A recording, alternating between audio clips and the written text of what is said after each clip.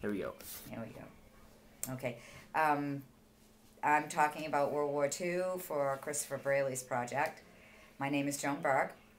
My parents were born and brought up both in Sanford, Maine, one in 1920, the other in 1922. And they were born during the Depression. During that time period, my mother has remembered stories to us about her shoes having been stuffed with newspapers because they didn't have the ability to buy new shoes. And there was a huge fire in 1943 down in the Sanford area, and my mother remembers her father and her brother coming home and being very ill and sick because they saw animals running through the woods on fire. It was a huge fire during the year of 1940. I think it was 1943. I might not be absolutely correct about that. My mother was the middle child of 7 children, and she was born of a French family in Sanford. And she was the first of her family to graduate from high school. And after she had graduated from high school, she went to work in a local store, which was very common during those days. And when Pearl Harbor was bombed on December 7th, 1941, shortly thereafter, she enlisted in the Navy with her brother. The two of them went in as a team, and she was assigned to Newport, Rhode Island. During the war, my father also obviously he became a major in the Army. And when the war was over, she was a lieutenant in the Navy, he in the Army, and they both got out, and on the GI Bill, they were able to go to college, which would never have been an occasion for either one of them to be able to do. And so they took advantage of that, and they both enlisted at Boston University. And while there, they had never met during their years of growing up in Sanford because of their different ethnic backgrounds and social backgrounds. But my father had a car, and he posted an ad that he was looking for riders to pay for gas for trips home from Boston University to Sanford. And so she responded to that ad, and they met. And so they therefore, married during the 50s. And after the war, everybody came home from war, and there were babies being born everywhere, and men came home, and houses were being built very quickly. My father and mother were just part of those people that lived in a brand new neighborhood that had sprung up, and things were pretty affluent. My younger brother was born the day that John Kennedy was elected. And my father had had the sore occasion to have had 3 daughters and was very ecstatic to think that he was going to have a son. And so when he was actually born the day that JFK was elected, he insisted on waiting until the election results came through in order to name his son. And that contest was so close that it was not through the night, it was into later of the next day before the election results were actually given. And my brother's name is John Fitzgerald Kennedy Johnson, and it could have been Richard Milhouse Nixon Johnson. What else do you want me to talk about? Anything else you know about in history of your time, or that your parents have told you? That my parents have told me history. Well, when my parents were alive, they had no electricity, they had no phone, they had no flush toilets, they had no cameras. During my mother's time, they were able to travel very quickly during the war by train.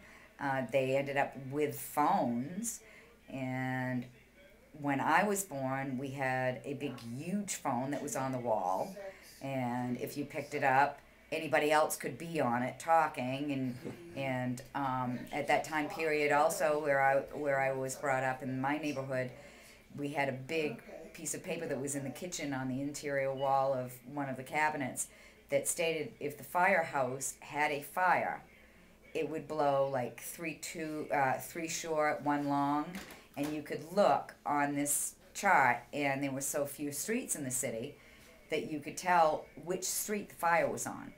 You'd check 3 short, 1 long. What else? And I remember our first television. It was on a little coffee table, and it was quite large, sat on a coffee table, and it was black and white.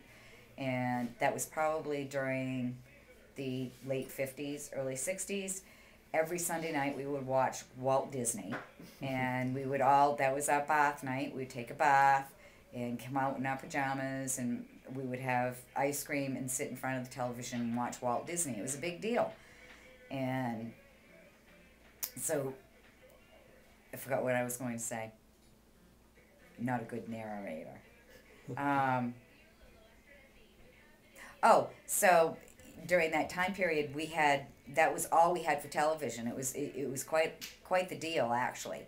And as we grew older, during the 60s, of course, my father had named his only son and his youngest child after John Fitzgerald Kennedy. I had never seen my father cry, ever.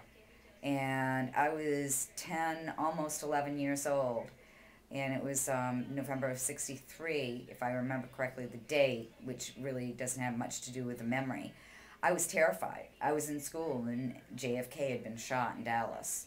I didn't know anything about politics. I was, fairly sheltered. So I didn't understand, but it was so devastating to the adults around me that I was terrified, because something had happened that frightened everybody, no matter what their background, no matter how rich they were or how poor they were. Everybody was terrified. Everybody was sad. And they sent us home from school. And I remember coming home from school, and my father was a salesman. He sold carpeting on the road. And I know that my memory of that period was a little foggy, but I remember him coming in the door of our house and closing the door and leaning against the back of the door and almost collapsed with tears rolling down his face. And as terrified as I had been during the day, that particular circumstance, I've never, ever, ever forgotten it, because I'd never seen him cry.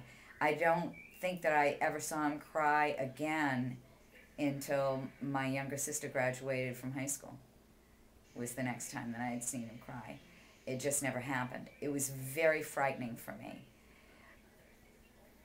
And then as our life went along, technology grew, and every time you got something new, it was big, and it had a lot of buttons and bells and whistles, like, microwave ovens. You were supposed to take a ham out of the freezer, put it in the microwave oven when you left in the morning for work, and press all these buttons and program it, and it was going to defrost it at 2, and then at 3 it was going to start cooking it, and at 4 it was going to be, browning it, and the meat would come out gray, and it was absolutely horrible.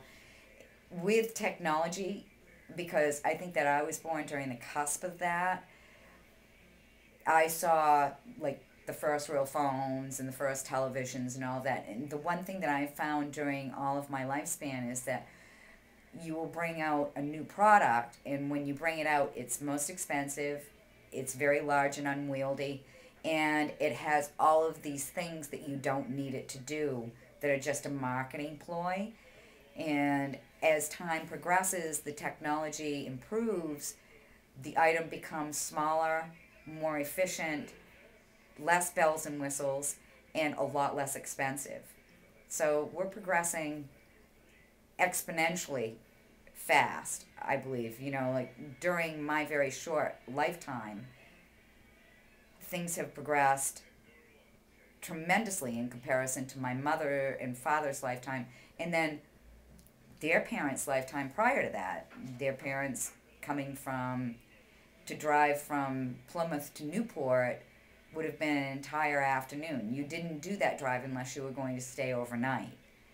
It just didn't happen. You didn't zip from Plymouth into Newport for groceries and go back. If you lived in Plymouth, Maine, and you wanted to visit family in Newport, you got your horse and buggy, you had to bring everything out, you had to hook it all up, and it took you hours to get here. It was not an event that you did, without some forethought. Today, things are so much easier in so many ways, but so much more complicated. What else can I tell you? Sounds good.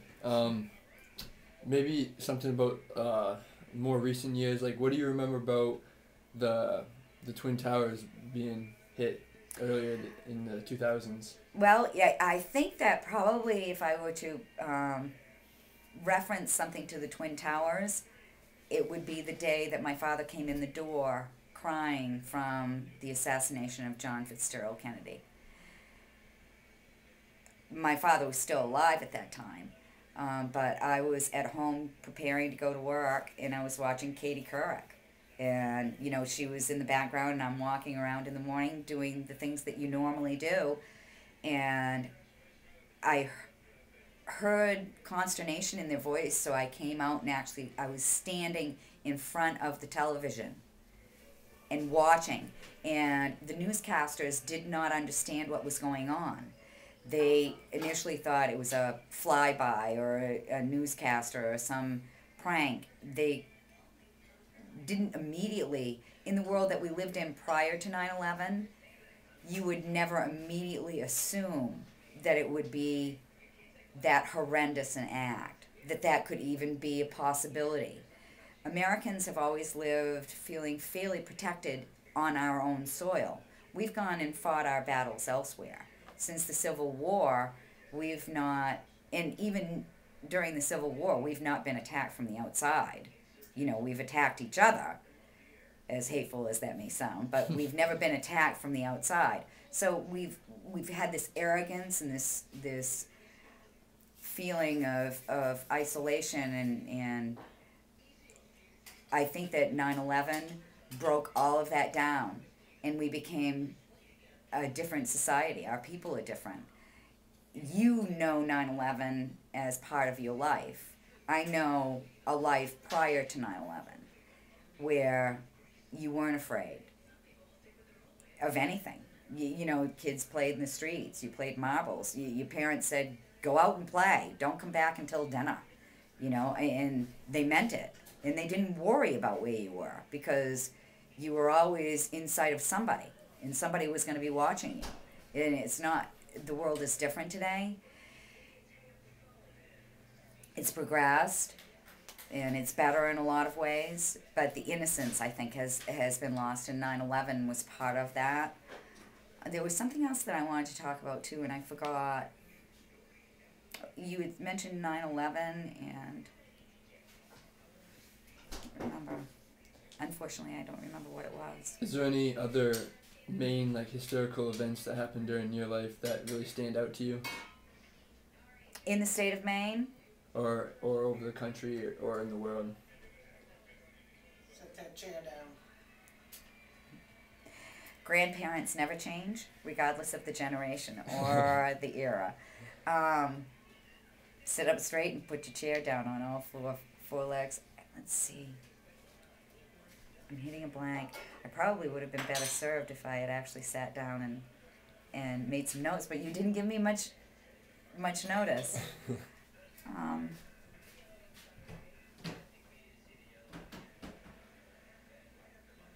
Oh, I know what I wanted to say that is pertinent to my generation as well as to my father's.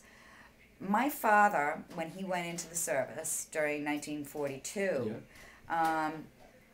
the blacks in this country were considered to be second-class citizens, and they weren't allowed to join the general public or the general population in the armed forces. My father had attended, he was in the reserve, so he had an officer's commission before the war even began. And he was assigned, fortunately or unfortunately for him, to an all-black platoon out of Fort Williams in Portland. And I think that he felt very diminished by this because he was only 5'3", and of course these guys were big dudes. But he wasn't allowed with his troop into the white USO or into any of the bars or anything. He had to stay with his platoon.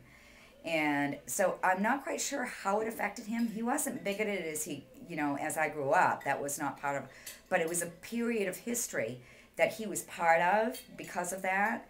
And they went overseas. They went. They were a motor pool division, and they were in France. They were in the Philippines, but they were always segregated. And my father died the year that Obama was elected.